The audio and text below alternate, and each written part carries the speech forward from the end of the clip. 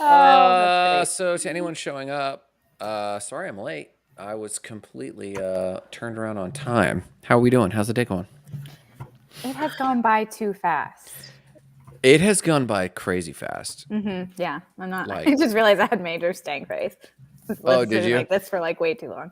I had a really good meeting with FitWorks. They were Nice. asking marketing questions. We could talk about that if we wanted to jump into there. That's cool.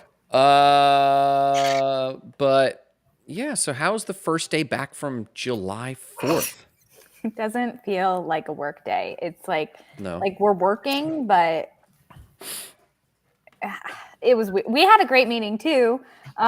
It was super It's like quick, 10 minutes long. super efficient, and I'm glad that we had it though because the bullet points seemed like they were going to be more complicated than they were, and then it was just like, nope, get rid of this, get rid of this, get rid of this, do this. Which meeting?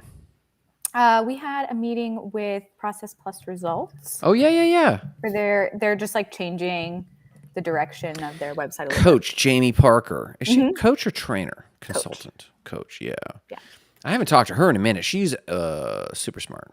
She's amazing. She wasn't there. We met with oh my gosh, her name is escaping me. Jessica, do you remember? Crystal, and she works with Jamie, and she's kind of leading up like these edits and changes that we're gonna do. So it was a great meeting. She's super nice. Cool, man. Yeah. But that's cool that it was efficient. We went long. We were supposed to meet for half an hour, and they opened. So for those jumping in, this is Ask Us Anything, and we take this opportunity just to talk to each other, really. It shouldn't be. But for those, if you're jumping in or watch this later, feel free to jump on, ask us literally anything down there, and hopefully it's about stuff we know about. Otherwise, we just make up facts like what happened to the Titan sub, and it's like, well, let's talk about it. And I do want to share with you girls the latest conspiracy theory straight from the horse's mouth. So it's about glitter and the United States government. So we're going to talk about that briefly. Okay.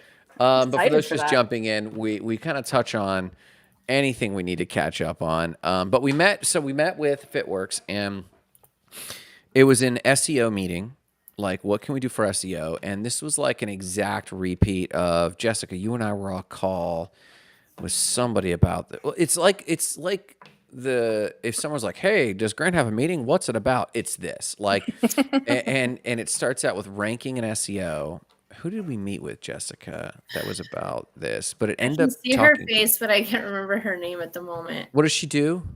I think it was it Someday Mobile Home? Someday Mobile. Yes, exactly. Thank you. Not Whitney from Pelican's Nest, but Tina from Sunday Mobile. Yeah. Yes, it was exactly this. We want our website to work for us in marketing. And I was like, okay, well, what have you done in the past? And they're like, we won't do social media ever again. We spent some money on that and it didn't work. And it's like, okay. And we did magazines and that worked really well. And I was like, yeah. But they just told me the history of like what they had been able to, what worked well for them. And they said they do really good doing live stuff. Like when they do lunch and learns, they join a group and do a lunch and learn. They always pick up clients from that. I was like, okay, that's not nothing. Yeah. So we listened for a little bit and I was like, well, okay, let me tell you, social media. And Sherry was like, what? But we came up with a cool strategy because, I said, well, what if you did? Because for those who don't know, FitWorks was Sherry and Gary. I love that. I love that. You sold me on just the name. Just the name. They've been doing this for like 30 years. And their website looks great, Amber. You did phenomenal with their website. So we looked at that.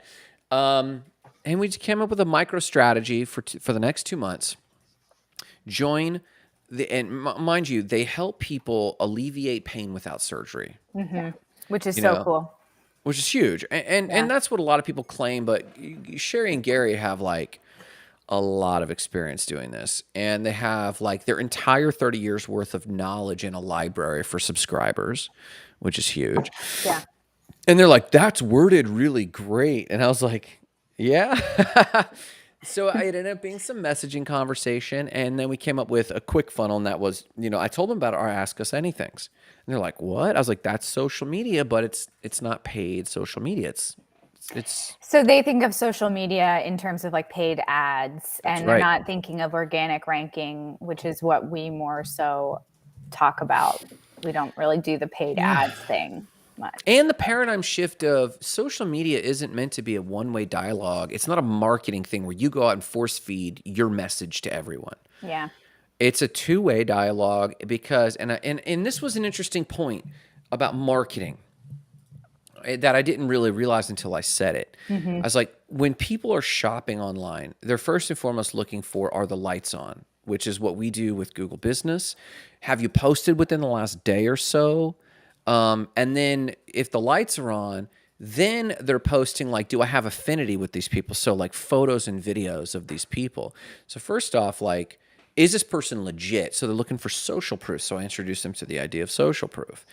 And so then, they're like, well, what's social proof? I'm like, well, Gary, when you're standing with someone and you're like, I could fix that. I said, oh, did Gary tell you this, Amber? I've done some really famous celebrities. I just can't talk about who they are. No, I didn't get to work with Gary at all. I worked with Sherry like the whole time, which I was bummed because, with the rhyming names, I was looking forward to. Like you got to talk to the Sherry and Gary, to the twins. Like I still address most of my emails Sherry and Gary just because that sounds so fun. I want to start the email like that. So that's funny. And I think I was looking for some of the alliterations, so I said pain-free without surgery. Oh, with Sherry and Gary. Sherry and Gary. They should really just write a rap and go live and just rap their spiel. Yeah, man. It'd be very wholesome. You made an interesting point. They're a little older. And this was an interesting marketing point that either of you might find interesting. I looked at their Facebook page. And their Facebook page has, you have the banner on the Facebook page, and then you have your business's profile photo. Mm-hmm. Their business profile photo is of Gary. And if you've seen Gary, he looks like he's white hair. And fortunately and unfortunately, consumers, if they see a photo of someone with white hair, they're ageist unintentionally, and they immediately assume someone is irrelevant. And so if they have the option, if you had the two same Google business listings, and one of them had gray hair, same person, and the other one, same person, had their hair like a browner color or something, they would go with the one that has browner color because they assume that someone is out of touch. And so I said, guys, you guys have, I said, so if someone visits your page and sees this profile photo, but then jumps to a video of you and they see that you have gray hair, they feel like they've been catfished. Mm-hmm. That's one. And then number two, if they only see your two-dimensional white hair photo, that's a little less integrated. So you don't just want to give them a reason to bail. Yeah. So I said video. If you see Gary on video, he's energetic. He's sharp. He actually did this. I don't know if you've seen this. He was doing a webinar like this, and let's say Jessica was a lady, and behind Jessica, over in the corner where her dresser is, there's another lady in a chair. Gary is so good at what he does. He looked at this lady in the back in the chair and said, "Hey, listen, you in the back," and she's like, "Me?" He's like, "Yeah." He goes, you are experiencing, the camera might be flipped, but in that hip in the chair, you're experiencing hip pain that's probably causing you sciatica, and you've probably been told you need surgery. And she's like, how did you know? Like, he's that good. That's awesome. And so if people could see video of him, he's super sharp. And that's what I told him. I said, this is social media, team. I said, do a webinar, pick a topic. Pick a topic of people with pain, like anyone that experience. And they're like, what do you mean? I was like, a Facebook group for athletes. And I have this, actually, I'll show this to you because we're touching on marketing, which is like 90% of the time we end up on marketing. But let me show you this screen grab real quick, because this is Facebook. And this is real time, me diagnosing this for Sherry and Gary. I did a quick search. Sorry, I'll let the fire trucks pass. Who's got fire trucks? Was that Jessica? That was Jessica. Yeah. Look at the look on her face. So I did a search under groups under athletes, because athletes experience pain.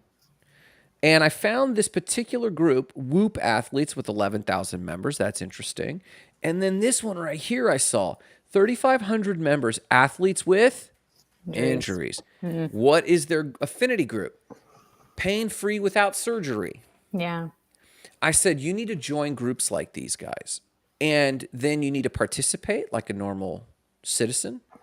Don't just pitch yourself all day long. Hey, I'm awesome. Do work with me. I told them, participate with this group. And if anyone mentions something, give them a resource. In fact, give them a resource that might not even be yours. Yeah. And they're like, what? And I was like, this is social media. This is the power of social media. Go join these groups. Don't go join chiropractor groups. Join these groups, participate, and then comment. Athletes United, 3,600 members. I said, make sure the group has over 1,000 members. Plant-based endurance athletes, that's great, 25,000 members. Sherry and Gary are about holistic wellness and well-being. They've been doing it for 30 years. So I said, join these groups. Then, in the next few weeks, announce you're doing a webinar. And do a webinar. And then they're like, well, we've done webinars. I said, did you record it? And they're like, no. I was like, record it and then slice it up. And now you get 3 10 to 30 second slices and then post that into your feed. Now you've got social media. They're like, is the goal to get more members? Well, yes. And so you built their website. What's the top call to action at the top of their website? Do you recall? Join or start a membership or something. Start a membership. And so the one thing I did do that I haven't written down yet, but I'll just tell you now. I suggested that if you look at them on mobile, their logo's at the top, and then and it looks gorgeous, but in the white italic serif font, it says their name again, Fit Works Perfect Posture. I said to them, you need to put up your catchphrase, pain-free without surgery. Get started. Yeah. And then like below that, it should just say, need a one-on-one consultation as a text link, not a button, to demote it. And I told them, listen, you need to offer 30 years of experience of pain-free without surgery library available to you. And then I said, you need to up your price from $100 an hour to $150. And if they're a member, you drop it down. Hey, we'll give you a discount. It's $120 an hour. Yeah. So that, and then I told them this. I said, listen, if someone says, I want to get a consultation, you need to cherry pick 3 of your videos and make it available to everyone, including the public. And so you have to watch these 3 videos before you do a consultation. Yeah. And they were like writing down notes. So it was a very productive meeting. And we talked about a lot of good strategies. They're like, you obviously know what you're talking about. I guess I'll look at social media, And I was like, yeah, I say, because it's not about like, TikTok dances, man. Like it could be. Let's do it. Maybe you could help people. I would love to see pain-free TikTok dances. Yeah, pain-free, so you can do your TikTok without being in pain. It's amazing. Yeah. Oh, that's great. Yeah, man. So I had a good meeting. It was very productive. And then they're great. And then for lunch, I ran and got Lovebird. Let's be real. Dang. I had to. I ran fancy. out of my. Well, no, I didn't do the fancy thing this time. Have either of you been yet? I feel like eating out, period, is fancy. Yeah. We've been cooking. We have family. I had a sandwich that I made in my You have kids. She's like got two hellions in the background ready to throw down. She's They're ready to go. Hot dogs in the back. It's summertime, son. Yeah, it was just okay, good point. Feeding the birds so I could get back to work. She's casting out breadcrumbs. Yeah, literally. Get back to work. Yes, I hear that. No, so when I go, typically I get the bird and bee, which is like the hot honey fried chicken sandwich. It's phenomenal. But this time, no, it's what Sounds so good. We should actually like shift the Spark meeting to lunch there at some point. Or we should just be friends and go do lunch there. We should just go ahead and say we're going to do Lovebird on Tuesday. Tuesday. But no, not this time. I got the citrus grilled chicken tenders. I got the 3-piece chicken tenders. And I'm doing that because, I'm trying to hit my nutritional numbers today. Nice. Yeah, man. I was going to ask you all a question about the day that has now escaped me because I talked too much about Lovebird.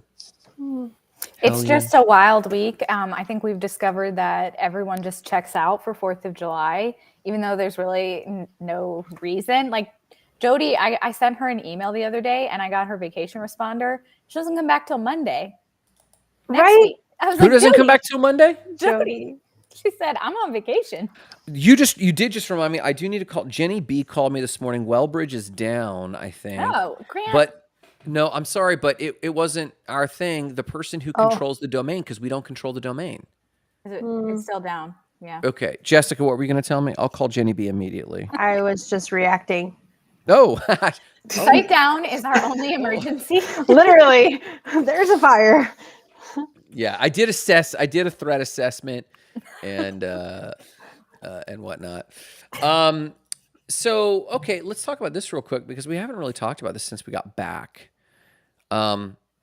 When are we going to do our recap / webinar version of Marketing 3.0? I think it's relevant. I think it's becoming more relevant every day. Yeah, we do need to do that. I think we said we wanted to try to do that by next week. Okay. And we're just going to do something like this and record it, right? Yeah. In fact, I think it could even count towards, if we were tracking a KPI, I think it could count towards that, but I think we should schedule it ahead. I think we should schedule it in Restream. I think we should then go into the invite in Facebook and all these places and do a bunch of invites. But were we going to charge? We were going to charge for this, right? Yeah, I think that was the thing. So we might not be able to do it that way. Sidebar, Nicole Bradham went ahead and shared again that clip I put out, Jessica, yesterday about Google Business. Did you see that? No.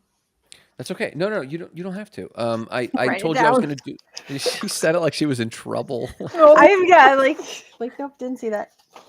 No, I told you I would do it Monday, and I didn't get to it till yesterday. And so I did the Google Business encouragement thing. You should see I it. saw that. Okay, yeah, you just reshare it. Nicole Bradham went ahead and reshared it, which I was grateful for. And we should hype her event. She and her partner are going hard about doing their content creation, courses and webinars. I really encourage her to do that.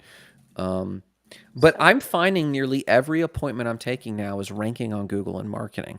Yeah, I think it's the most common thing we get asked, especially if people are good about keeping their websites updated.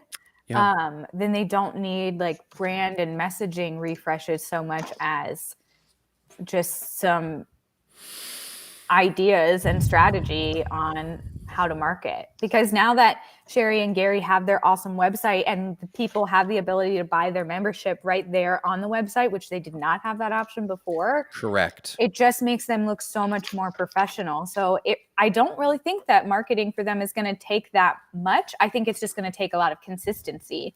And if they can do that, then I think they'll be able to market their memberships really well. Well, and to your credit, to both of y'all's credit for helping them through the whole process, and obviously to Amber's work designing the site, they were very complimentary. Sidebar, Jessica, I told them we would be sending them a review request. Can you bop that off to them? Thank you. Yeah. And they were gushing. I mean, literally gushing. And they said, well, maybe our social media didn't work in the past because our website was trash. And I was like, could be. Because they didn't really have a conversion point, a call to action in the old site. It was informational, and they said we just didn't get any sales. Yeah, I think that was one thing designing their site. I just kept coming back to like, just get that call to action in there, because you're right. Their other website, really what we gave them is a brand refresh, and we really thought through their process and what they do and how to make that an offering on their website. They have the 2 different subscription options. They can do a yearly option. They can do a monthly option. We really just gave them a better look and feel, but then I just feel like it built so much more trust with their users, having the membership be like, everything ties back to that. Everything can point back to that. And before it was just like information overload. And one thing I loved from them was that they had a lot of video reviews, but they also had a lot of written reviews. Like, they have a whole review page on their website because they had video testimonials from people they worked with, but they also had written testimonial from doctors who were recommending their services. Like, So I'm very proud of their site. I think. Yeah, I'm looking at their Google business listing, and it's decent. They have a 5-star rating with 32 reviews, which is fantastic. They might need to update their address. They're not in DeBerry. Yeah, they need to update their address. I think they did submit a request to Google to do that, and then Sherry she was having an issue with it while we were working on the website, because I noticed on their Google business listing that it said that location, but on the website I had a different address. And so I was like, hey, this might be potentially confusing. You should update that. So I'll have to follow up with her and see if she still needs help. Well, I mean, clearly if it's not updated, she does need help. Yeah. We probably just need to get access. And honestly, I think that we should 1%, like, from now on, if we take on a new client, we should automatically ask for Google Business Access, because them having to give us their logins, like, that's a mess, because then we have to sign into their whole Google account to do that. Whereas they could just give us access to the listing, and we can sign in as ourselves and update things for them. So, like, that's a great 1%er. Well, when we made SendFlow, they didn't have anything. They didn't have a website, a Google business, nothing. So we set up their listing for them. And I think I will always set up someone's Google listing for them if they don't have one. Like, it's just so easy to do. So in that case, like, we didn't have to get access, but, like, we got to walk through, like, here's things you can add to this, and, like, give them more tips that way. And so I think if we just make that part of the process on onboarding, give us access to your Google listing. And that way it's just, like, so much easier for us usually to fix something like that for someone. Whereas Sherry is probably going to click around and it'll take her forever, and it's not worth her searching for it when I could just go in there and do it, So you guys got to see this. This is Fitworks Google business listing. And there's the reviews I just mentioned. Fantastic. This review, did that end up on the homepage of their website? Because probably not. That's hilarious. I don't think they would have let me put that on there. Oh my God. Oh, for those who can't see, this place is awesome. It's amazing. Okay, now to all our viewers, always leave that type of review. Like, above, if you can select and cherry pick what these are. Oh, that is hilarious. So and the thing I told them, which I'm telling everyone now, you're right about this 1%, because I'm telling everyone this: you could fire us, shut down your website because you're getting no traffic, and set up a Google business listing and still really get by. And ultimately, if you're doing any paid ads, paid marketing, you're going to need a website quickly, because when I talked about the tiers of social proof and this topic, in Amber, you're talking about some of this stuff that this is the top question we get. Jessica's booking me in all of my conversations. I really need to talk about, because we're talking about marketing and messaging. I don't know how much longer we can ignore that. Yeah. Without packaging it and serving them up. Well, we already have a great offering for that. That's why we have the chatbot. So, like, we kind of already have some offering available, and they can do it themselves too. But yeah, I do agree. I think the conversation is really relevant.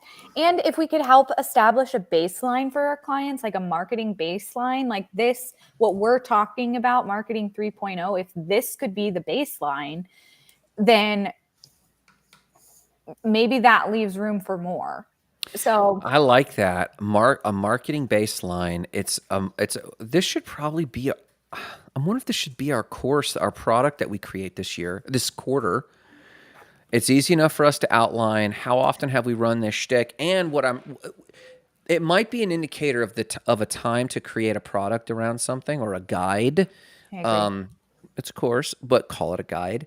The marketing baseline guide for small business owners. When we start to see a framework arising, like an articulated framework, like Marketing 3.0 started to develop an articulated framework. And it's like, okay, like we know it well enough, and there's patterns in the market that are revealing themselves that demand that framework. Yeah. And, when I was going through this with them, I said, okay, when the consumers today, they go through stages, and I heard kind of this framework emerging, and it was like, what are these stages? Well, they first like Google a thing, and then they look through the top, and there's like the social proof initial, like, are the lights on? Do they have reviews? Are those reviews relatively relevant? Then they look visually, like, are there photos where I can see what this is all about? Does it match my pain? And then they jump to like visiting the website, and like, okay. And then they visit the social profiles, and they go, okay, are the socials? And if anything is out of place, they're looking for reasons to bail. They're cutting out options. And so what are the three things for each of those properties that someone needs to have? And now you've got this kind of marketing baseline of this is what you need in place, and here's a micro funnel, like I described for them, that puts you on video, that has your content out there. So maybe let's talk about that more offline. Yeah, I would love if we did a course though, because I feel like we have the do it for you, or you do it, but this option can help. If we help them establish a baseline and an understanding of what they should be doing, then any calls that we get on, it's really just like a messaging strategy. Like, you are so very good at coming up with that one-liner, like you did for FitWorks. They've been saying things around that realm, but you had that ability to like put it together and make it like really pack a punch, where I think a lot of people need that. And that's really the strategy that, I mean, obviously we're strategizing with the whole marketing 3.0 to begin with, but I think that that should just be the baseline. Yeah. You have to have some fundamental knowledge about what you're doing, and then you can build on it. So I like the idea of getting all of our clients, or trying to get them all to the same level of understanding of like, this is how this works, and this is what you should be doing, and you should be posting on your Google business. And then we can help them more, and we could dial it in even further. Well, and I can't believe how many of our existing clients didn't even know we had a marketing event still. And we did our job, all three of us. I'm proud of everything we've done. But this is proof positive for our viewers, for our non-clients and future clients, how important marketing is. Our existing clients, we put on a free workshop on marketing. I talked to Jenna's Roots, and just in passing, I said, oh man, well, we covered this in the workshop last week. And then she said, what workshop? And I was like, oh man. And several other people came up that I mentioned, by the way, and they ask a question. Hey, I'd love to do a video on this because, we covered it in our workshop last week, and I just think we're going to do a review. You guys did a workshop last week? Do I need to call people? Like, maybe it's LinkedIn. Maybe we just need to like dial in on our marketing on LinkedIn this quarter. Maybe it's that. Maybe it's that. Totally. I'm like, how did they miss it? Well, it is point to this. You said dial in our marketing, and then you ended with LinkedIn, and maybe. But we do need to do the first part of that. Dial in our marketing to our own stinking clients. And maybe it's phone calls, but I think this quarter, this is formulating in me as I think about our quarterly alignment we need to do. This quarter, we need to know that we've penetrated the attention veil, and we need to know that they know about our offerings. Our current clients. Go ahead, Amber. What's that thought? I want to know what your guys' opinion. How do our clients interact with us? Like, where do they get this information? Like Instagram, Facebook, sure. MailChimp, we send out some MailChimps, but where does our user? I'll tell you what it used to be. And it was prolific. It was utilized, and it still fell under the 80-20 rule. 20% of our clients still did it. Now, right now, for those who don't know, we run under management. Under management, she probably had a kid issue. Under management, we probably have 240 websites. Even though active subscriptions are less than that, because some people are updating their credit cards and stuff like that. Yeah. But active under management, we probably have like, let's be more conservative, 220. Yeah. 10% is 22, 2% is 44, or 20% is 44. If we knew that at any given time, 44 of our clients were actively engaged, and this used to really happen in our Facebook group. I thought you were going to say that. It did. I mean, like and the only reason it fell off is we stopped using it. We stopped providing unique value there. What was your thought? You had a thought? No, I really like the groups more and more. I never really was the type of person to join groups on Facebook prior to working with you guys. And I just remember one of the first pointers that Marissa gave me was to join Divi groups when I was learning how to build sites with Divi. And now it is like my favorite thing when something comes up from one of the Divi groups. Yes. Even if it's like totally irrelevant, I am not like even remotely curious about the topic. I always learn something awesome just from reading their posts. And I really want us to get into something like that, whether it's Facebook, whether it's LinkedIn, whatever. We want to find that place. I honestly think, so I've thought about maybe doing a new Spark Sites owners group in LinkedIn, and we could explore the thought, but we want the individuals, and the individuals sometimes want to consume our content not in a business context. They're sitting by the pool when the kids finally are entertaining themselves by the pool, and they open up something socially. And honestly, LinkedIn is powerful. Like I think I'm convincing you girls, like LinkedIn is no joke B2B. But a small business owner who's a 1 to 3 person operation, which is our typical client, when they're by the pool with their kids or at the beach or enjoying a Saturday morning doing, putzing around, they're going to be on Facebook, Instagram. Yeah. I think Facebook group over Instagram, because Facebook group is more of a two-way dialogue. Yeah. Instagram doesn't have that groupie feature, I think we do need to experiment this quarter with LinkedIn Spaces. I think we need to talk about, but that needs to be more driven like design elements of Web3 or the marketing fundamentals for your website and your web presence. Like that would be the sort of dialogue there. But I think us finding unique value, and I think it matters the sequence when it was working best for us. And we should probably loop Marissa in on this dialogue too. But when it was working best for us, whenever we had a piece of value add, whether it was this or recaps or, hey guys, I was thinking about you. And you girls were, Amber has been around, but Jessica has not been, when I was doing my marketing nudges. Oh, I forgot about those. I loved when you did those. I love those. I think those, and Jessica, do you recall any of this, marketing nudges? So I have pumped out a couple of them since being a part of the team, but I don't remember seeing them like organically as a viewer. Yeah, so like there's a whole YouTube playlist primed that I think could be its own package, because I was doing a marketing nudge reminder, and in MailChimp, you can do a drip. Someone could subscribe to the marketing reminders, like Sherry and Gary would basically, they would go to their My Account page in Spark Sites and go, be my accountability for marketing, or give me the marketing nudges for the next 21 days. Ooh, I like that. They subscribe into MailChimp, and even though they're in our master list in MailChimp, it would then add them to this campaign. And it's kind of an evergreen campaign that when they sign up day 1, they get video 1, day 2, video 2, and so on. And it's just my marketing nudge. And I'll say, turn on your camera and tell me about your weekend. Turn on your camera and tell me about the top mistakes people in your industry make.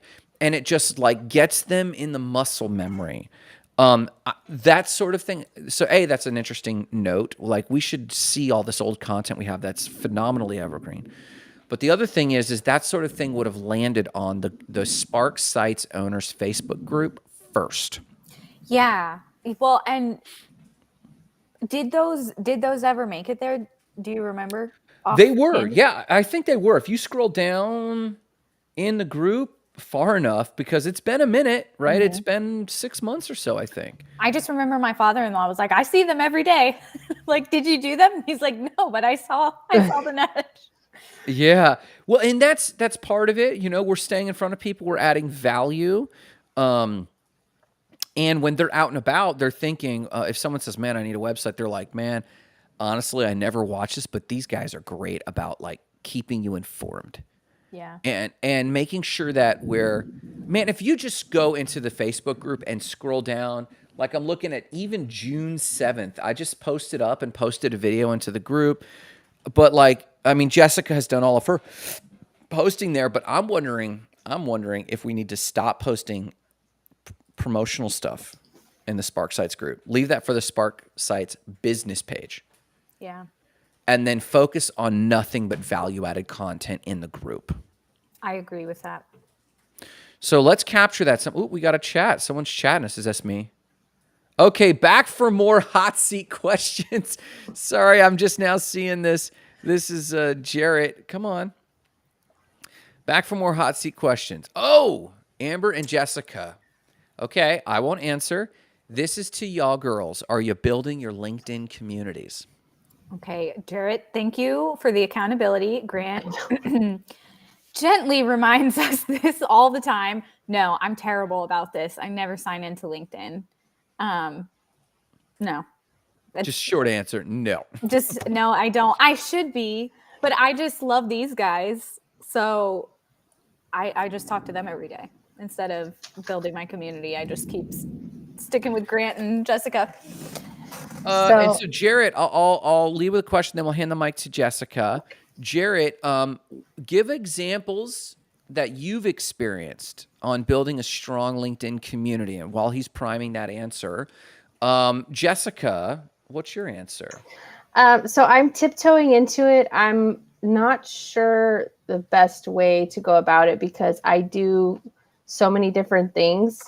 So, like I'm going to be creating t-shirts and doing this, coaching business. And then I have an e-commerce website and I'm also doing energy healing coaching. So I'm just not sure if I should just have multiple LinkedIn accounts for each. No, you think I should have one for everything that I do? And then I just have this massive network. Cause the only reason I haven't really gone forward with that is because I'm like, well, are my e-commerce people going to care about emotion code and like? No. So if you think like let's just call Instagram for a second. You've got several businesses and it's difficult. Like typically people don't start multiple streams of income all at once. They start with one, and once it's established, they work on to the next, because answering the question you're asking is really challenging. As we've discussed before, it's really challenging. Yeah. But neither here nor there. You can get away with it. For example, on Twitter, let's say you had your emotion code, and let's say it was like Jess_emotion code. And that was like your Twitter for emotion code. And then it's like, okay, that's compartmentalized. And then you can kind of talk about learnings that way. And then let's say you did the same thing in Instagram, Jess_emotion code Instagram. And then you might have like, what's the name of the t-shirt thing? Is that Freedom Nation? Designs. Freedom Designs. So then you might have a Twitter for Freedom Designs and an Insta for Freedom Designs. And then you have you and Miguel doing like team building and leadership building. So then you might have Freedom Nation, Instagram, Twitter. Right. Then in Facebook, you might have the business page for the three of them. Right. And then, so you're covered. In LinkedIn, that's not how you play. Okay. LinkedIn, how you play is you literally, this is why I like LinkedIn. It forces you to find the more macro narrative that you really should only have one profile. Now, you can have a company listing, because on your profile, you'll say founder. Now it says in there like marketing or comms specialist or whatever, comms manager for Spark Sites. Then you'll do like Freedom Nation, Freedom Designs, and Emotion Code, or Jessica Emotion Code, or whatever name you're operating under. And that creates a business page and a business profile. And honestly, you could build those pages up kind of like you build the Facebook business pages up. But it's more important to the community in LinkedIn that you are operating over a more macro narrative for yourself. Otherwise, you look not goofy, not cheapskate. You look flaky otherwise. And I said this to Gary. I said this to Gary about looking. You don't want to look. I said tacky. That's what it was. I said if you go into a Facebook group and you just start pitching yourself, you look horrendously tacky. And it's the same thing. It's readily evident in LinkedIn if you're too all over the place. Yeah. So then you need to kind of go, okay, well, what are these things? Freedom Nation, leadership, mentoring, coaching, and like a business opportunity. Then Freedom Designs, T-shirts and designs, and then Emotion Code with Jess. I've spent enough time building out, for example, the TLE as a framework. And you can steal this. Hey, I use the Spark Freedom Framework called TLE, and we have relationships, we have this, that, and the other. So if you ever have a post on, for example, some learnings you got from a session in Emotion Code, how do I talk about this in LinkedIn? You said, well, I'm looking to build a holistically healthy business owner or citizen, and with our mission of building, people who are freedom-minded, which is the overarching concept of Freedom Nation, I had a great Emotion Code session. And for those who don't know, we borrow the Spark Freedom Framework for TLE and specifically around the area of relationships. Yeah. And then, and now you're starting to message to people and contextualize them. And so finding a more macro framework or narrative, and honestly, I think this is what I was talking to you about, that I talked to Miguel about this morning. What I'm really getting at is you guys need to transcend any of the things you're in and start talking about the values, the core values you're living by. That needs to be the banner, and that's the context for everything else. That's the context. And so when you talk to people, so let's just say you're off of the Spark TLE. Let's say you have your own Freedom Nation framework. Freedom Nation has a framework of this, this, and this. And so when we talk about multiple streams of income, or we talk about this, that, and it just started raining here too. I love that sound. So that when you say, so in my Emotion Code training, where we're trying to help people experience freedom emotionally, here's the lesson I learned. And so maybe you're seeding the word freedom, and maybe you're just wearing your freedom shirt. Hey, I love this design. We're trying to help people experience a higher degree of freedom. Here's a shirt we made with freedom designs. Right. And now you're contextualizing thing and your own personal page. Yeah, I like that. Jared says, I need a new strategy on LinkedIn. Focus in on tech and humanity, tech behind blockchain and AI via content on more than blockchain and not crypto bros. But he says he needs a new strategy.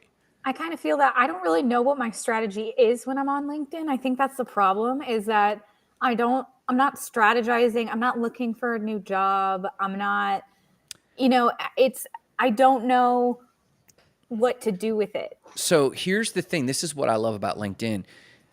Twitter is like, it happened 5 minutes ago, tell people first. And the time horizon on Twitter is like minutes. Mm-hmm. On Facebook, the time horizon is weeks, months. Hey, we went on vacation last week. Here's what's going on. Hey, we're going to go to Machu Picchu in November. That's like months away, but like that's what's happening. LinkedIn is years. Boom. We just came up with a framework too. Side note, we should do something about it. But did you just eat an awesome sandwich bite? Is that what that was? I was sneezing into a napkin. It looked like you were sneaking a chicken nugget. That's too funny. So LinkedIn is years, Amber. So you just said that the number one thing that most people who are cultivating their LinkedIn community is the mistake they make. You just said, I'm not looking for a job. Okay, sidebar. Let's pretend you were. Okay. Let's pretend you were actively looking for a job. You're going to look at your LinkedIn community and be like, I wish I would have started building this a year ago. Boom. And Jarrett nails this. I don't even have to say this. Jarrett's saying it. Once you see LinkedIn not as a platform to get a job, it will become a place where you're looking to connect over shared professional and personal interests. Yeah, that's fair. I get that. Like if I were to tell you girls, and I've said this in the past, on Spark, I encourage you, I will give you the Spark card if you take, or I'll buy you gift cards to Black and Brew if you will take a client or potential client to coffee or lunch and just learn about them. Hey, let me hear about your business. Jenna's Roots, do you even know what they do and why? No, they're a client of ours, but take them to coffee or go bring them donuts. Like you see these pharmaceutical reps, bring them donuts and just go, hey, I just wanted to hear what you do and where does it hurt? That's what LinkedIn is socially. Everyone is thinking about their professional presence and their professional network. And your professional network out. Let's not think about LinkedIn. Let's literally think about the professional network in Lakeland. We just tasked our intern, Megan, to go sit in a coffee shop and go meet people from a professional context. Yeah. Ask what they do. That's literally what LinkedIn is. So that the day that maybe it's not get a job, maybe you just go, you know what? I'm taking over Spark Sites as the GM now, and now I'm responsible to expand our business clientele. Yeah. It's that. That's where I'd start. You know what I'm saying? So good advice, Jarrett. But I think the advice I gave Jessica, though, stands for you too, Amber. Like, currently, what's your overarching meta narrative? I really love beautiful things and making them beautiful and practical so that business owners can use them. Yeah. Or whatever. I mean, we're just riffing. No, but that's true. It's not false, you know. It's not true. So, what would you start submitting? Not just website designs, but designs. Well, yeah, I just design in general, I think, because I appreciate more than just web design. And I feel like I think about more than just web design when I'm doing any kind of design project. Yeah. So, and professionally, when you girls are doing your own thing personally in your own quiet time, and you find yourself on, let's call it web design TikTok or AI TikTok, you're sitting by the pool, you're scrolling. What stuff that you find still aligns with your professions? Mm-hmm. And you're like, I just want to share this. It's still aligned. It might not be websites. Let's say it's hosting. Let's say it's this fact that GoDaddy just announced they're getting rid of GoDaddy domains or Google domains. I'm sorry, Google announces. That's something I should post. But I'm skimming over dinner. I'm not working technically, but it's in my profession. That's the sort of thing that should go on LinkedIn.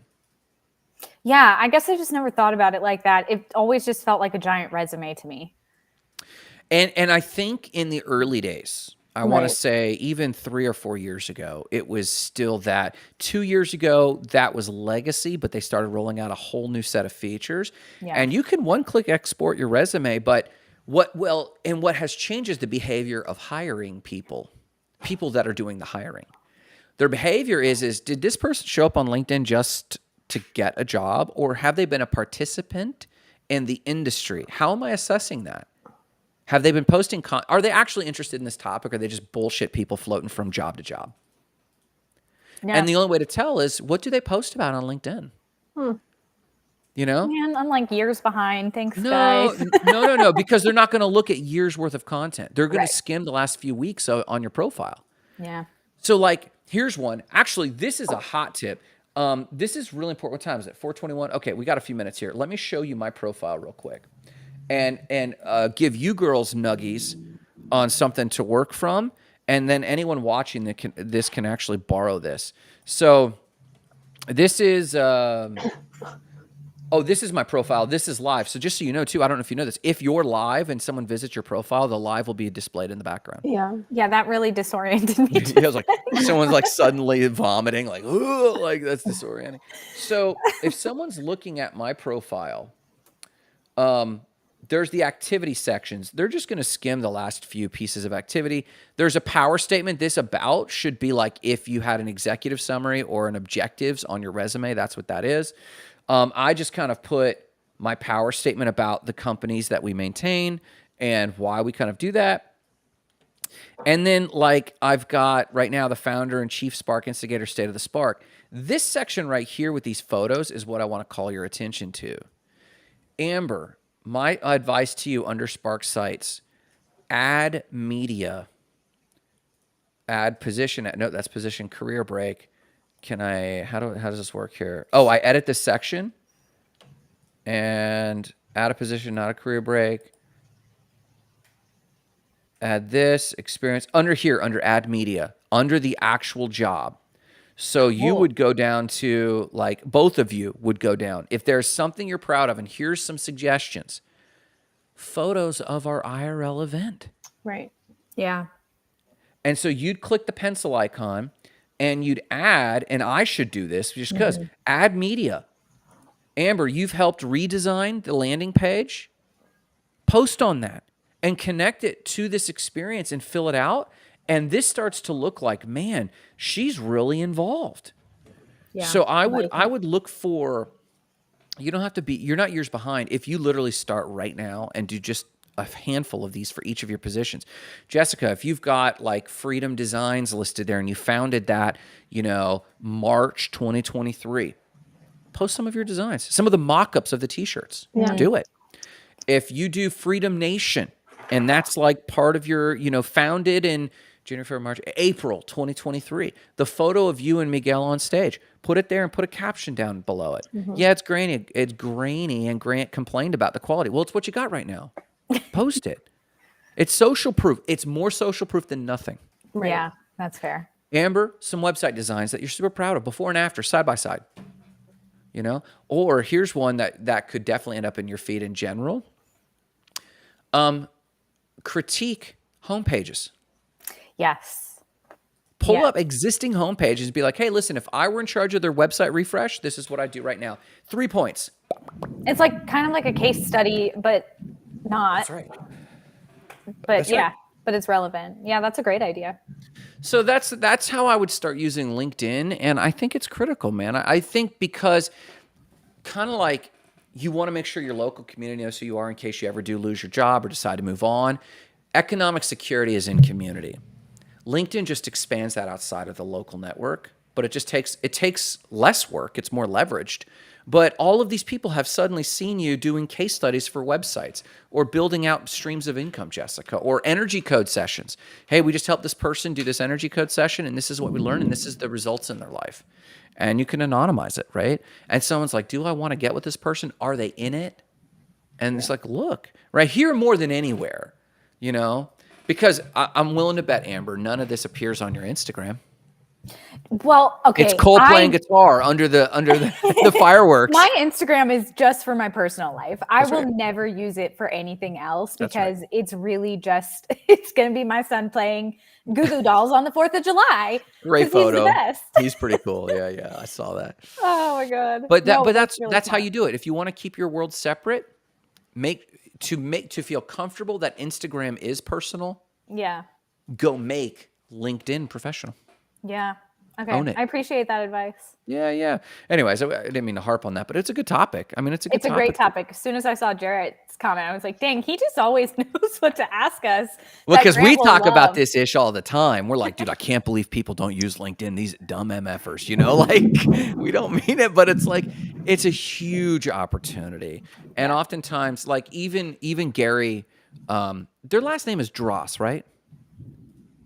Are you talking about Drass and Associates? Drass, yeah. No, I'm talking about the posture people. Sherry and Gary's last name is Rummel, I believe. Oh, Rumel. Okay.